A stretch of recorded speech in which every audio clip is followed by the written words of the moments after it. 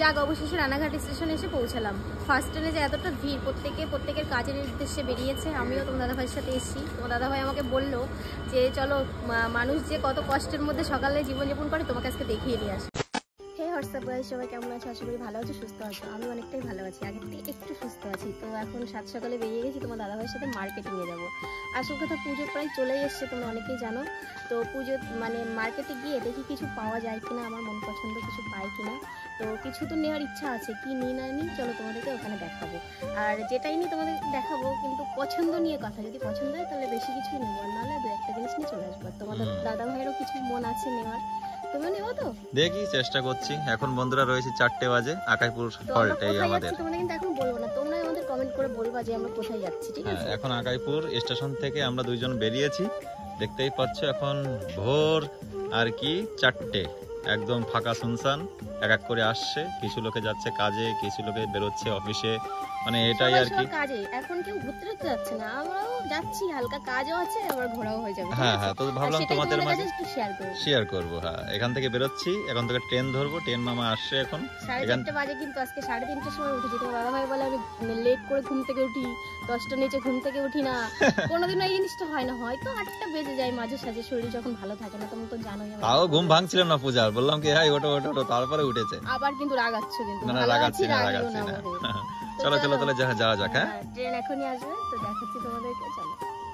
কিছু সময় পরে বনগাঁ টু রানাঘাট ট্রেন চলে আসলো আমাদের স্বপ্নের শহর আকাইপুর স্টেশনে। দেখতেই পাচ্ছ বেশি একটা লোকজন নেই, ফার্স্ট ট্রেন বলে কথা। বেশিরভাগ যাত্রীরা এত সকালে শুধু কাজের উদ্দেশ্যেই বেরিয়েছে। যাই হোক, ঘড়ির কাঁটায় তখন সকাল 4:30। বেশি চিন্তা ভাবনা না করে তোমার দাদা ভাই আর আমি উঠে পড়লাম ট্রেনে। এত সকালে কোন মার্কেটে যাচ্ছি বা কি কি কিনবো সবকিছু জানতে পারবে তোমরা এই ভিডিও। তাই ভিডিওটা স্কিপ না করে সম্পূর্ণ দেখো, আশা করছি ভালো লাগবে তোমাদের। সুন্দর দেখে একটা সিট নিয়ে তোমার দাদা ভাই আর আমি বসে পড়লাম। বাট সকাল সকাল এতটা হাওয়া হচ্ছিল যে মাথার চুল আর ঠিকঠাক ছিল না। যাক, মোটামুটি আকাইপুর থেকে 5 মিনিটের মতো ট্রেন চলে পরের স্টেশন মাঝিগ্রামে এসে পৌঁছালো। মোটামুটি মাঝিগ্রাম স্টেশনে লোকজন বেশ ভালোই ছিল। কারোর সামনে ব্যাগ, কারোর সামনে বস্তা, সবাই কাজের উদ্দেশ্যে। তখন ঘড়ির কাঁটায় সকাল 5টা। প্রায় আধা ঘন্টা পর অবশেষে ট্রেন থেকে নামলাম। ট্রেন থেকে নামতেই দেখি মানুষের ভিড় তো এখানেই। আমি গুটি পায়ে হাঁটছি আর তোমার দাদা ভাই আমার শুট নিচ্ছে। সত্যি সকালবেলা উঠলে একটা আলাদাই এনার্জি পাওয়া যায়। এতটাই ভালো লাগছিল আমার যে তোমাদের আর বলি কি।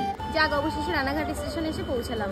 ফার্স্ট ট্রেনে যে এতটা ভিড়, প্রত্যেকের কাজের উদ্দেশ্যে বেরিয়েছে। আমিও তোমার দাদাভাইয়ের সাথে এসেছি। তোমার দাদাভাই আমাকে বললো যে চলো মানুষ যে কত কষ্টের মধ্যে সকালে জীবনযাপন করে তোমাকে আজকে দেখিয়ে নিয়ে আসে। তো আমিও দেখতে পাচ্ছি রানাঘাটটা দেখাও, কত লোকজন, সবাই সবার কাজের উদ্দেশ্যে দেখতে পাচ্ছ। এটা রানাঘাট স্টেশনের, ওটা হচ্ছে 1 নম্বর প্ল্যাটফর্ম। আমরা রয়েছি 3 নম্বর প্ল্যাটফর্মে। ঠিক আছে, কি আর বলবো। তা চলো যাওয়া যাক। মোটামুটি কোথায় যাচ্ছি সবকিছু দেখতে পারবে তোমরা। বর্তমানে এই যে আমরা একদম ইসের সামনে দাঁড়িয়ে রয়েছি। টাইম কত হয়েছে এখন? 5টা 9। চলো তাহলে দেখা যাক। 5 থেকে 10 মিনিটের মতো একটু ওয়েট করার পর আবারও 2 নম্বর প্ল্যাটফর্ম থেকে ট্রেনে উঠে পড়লাম। আসলে আমরা যাচ্ছি যে কোথায় একটু পরে সেটা তোমরা বুঝতে পারবে। যাই বলো আর তাই বলো, রানাঘাট থেকে কখনোই সিট পাওয়া যায় না, এটা মানতেই হবে। তাই আমিও সিট না পেয়ে একটা সুন্দর জায়গা দেখে দাঁড়িয়ে পড়লাম। রানাঘাট স্টেশনের পর পায়রাডাঙ্গা। ও লোকটা একটু দেখো বন্ধুরা, যা লাগছিল না সত্যি অসাধারণ। যাক, ঘড়ির কাঁটায় তখন সকাল প্রায় 6টা বেজে গেছে। এসে গেছি আমাদের গন্তব্য স্থানে। ট্রেন থেকে নেমেই হাঁটা শুরু করলাম। শুধু ভিড়টা একটু দেখো, কারণ এটাই সেই জায়গা দূর দূরান্ত থেকে মানুষ আসে কেনাবেচা করতে। জায়গাটার নাম চাকদাহ।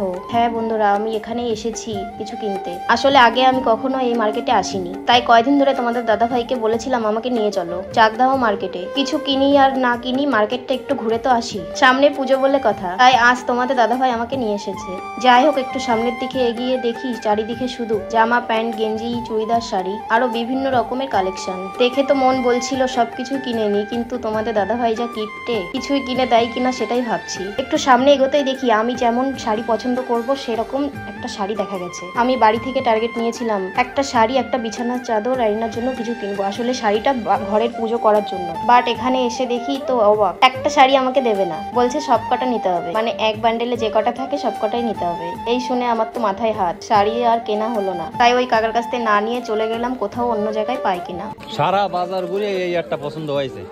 কি এর জন্য এত কিছু? আর কি দেখাও, কি জিনিস কি নিলে? কি আরিনার জন্য কয়টা প্যান্ট, পুরো সেট নাকি এটা? পুরো বান্ডেল আরিনার জন্য। আর বিছনার চাদর নিবা কেন? সব তো পাওয়া যায়, বাড়িও তো পাওয়া যায়, গ্রামেও তো পাওয়া যায়।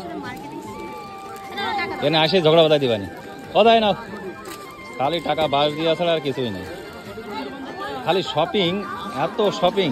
যাই হোক, অ্যারিনার জন্য কিছু জামা কাপড় নিয়ে আর আমার জন্য একটা শাড়ি নিয়ে অবশেষে চলে আসলাম একটা বিছানার চাদর নেব বলে। বাট এখানেও এসে দেখি সেই একই কেস, একটা নিলে দেবে না, সেট নিতে হবে। আসলে বন্ধুরা, এটা হচ্ছে পাইকারি হাট, সেটা আগে আমি বুঝতে পারিনি, কিন্তু কিছু কিছু লোকেরা দেয়, কিছু কিছু লোকেরা দেয় না। বাট আমাকে চেনে, এই জন্য একটু রিকোয়েস্ট করতেই শেষে একটা বিছানার চাদর দিল আমাকে। যাই হোক, চাদরটা কেমন হয়েছে অবশ্যই কমেন্ট বক্সে জানিও, আমি খুবই খুশি হব। আরো অনেক কিছু নিয়েছিলাম যা তোমাদেরকে দেখানো হয়নি। মোটামুটি মার্কেট করা শেষ। তোমাদের দাদা ভাই এতটাই বাজে যে সমস্ত মাল আমাকে দিয়েই বওয়াচ্ছে। আমি কিছু বলতেই বলছে যে আমি ভিডিও করছি না, কি আর করা, তাই সমস্ত মাল আমি টানছি। ঘড়ির কাঁটায় তখন প্রায় সকাল 8টা। চাকদাহ স্টেশন থেকে উঠে পড়লাম ট্রেনে, রানাঘাট যাবো তাই। সিট না পাওয়াতে গেটের সামনে দাঁড়িয়ে বাইরের সুন্দর পরিবেশ দেখতে লাগলাম। মিনিট 10 মতো ট্রেন থেকে অবশেষে রানাঘাটে এসে পৌঁছালাম। সত্যি এতটা কষ্ট হয়ে গেছে সেটা তোমাদের আর বলবো কি, কেননা আমি কখনো এত সকালে এমন জার্নি করিনি, তাই একটু বেশি কষ্ট হচ্ছিল আমার। তো শেষমেশ বন্ধুরা আগাইপুর স্টেশনে এসে পৌঁছালাম। দেখতেই পাচ্ছ আমার চেয়ারের হালটা একদম খারাপ। 1000 টাকা শপিং করেছি বলে তোমার দাদা ভাই আমাকে দিয়ে মালগুলো মানে আনালো, এত বড় বাজে। তো এখন বাড়িতে যাবো, রান্না বান্না আছে, অ্যারিনাকে পিসির কাছে রেখে গেছি, ওকে ওখান থেকে নেবো, রান্না বান্না করবো। সেই ভোর 5টা থেকে এখন 9টা বেজে গেছে। দেখতেই পাচ্ছ আমার চেয়ার হাল খুবই খারাপ। কিচ্ছু খাওয়াইনি, একটুখানি চা, 2টো লুচি খাওয়াইছি পূজারে অনলি। এত কিপটে, কিপটে কি? 1000 টাকা শপিং করে ফেলাইছো, 1000 টাকা শপিং করে ফেলাইছো, ঠিক আছে? খুব নষ্ট করেছি, কিপটে মানে বলেছি না, এইটুখানি কো মন নেই। তো যাই হোক বন্ধুরা, আজকের মতো বাই। নতুন আবার একটা খুব মার্কেটিং শুরু করেছি, এত সব 1000 টাকা 10,000 টাকা খরচা। আচ্ছা, 10,000 টাকা দেখি কে দেয়। তা বন্ধুরা, আজকের মতো বাই। খুব তাড়াতাড়ি নতুন একটা ভিডিও নিয়ে তোমাদের মাঝে চলে আসবো। এখন বাড়ি যাবো, খাবো দাবো, দোকানে আসবো, অনেক কাজ। আবার তোমাদের আবার বিকেল 5টার সময় ভিডিও দিতে হবে। চলো বাই বাই, টাটা। আর একটা কথা লাস্টে বলে যেতে চাই, ভিডিওটা কেমন লাগলো একটু কমেন্ট বক্সে জানাতে বলবো না? অবশ্যই, যাদের ভালো লেগেছে এরকম ভিডিও, যারা মানে পছন্দ করতে তারা আমাদেরকে বলো, আমরা অবশ্যই এরকম টাইপের ভিডিও দেওয়ার চেষ্টা করবো। ওকে, বাই বাই।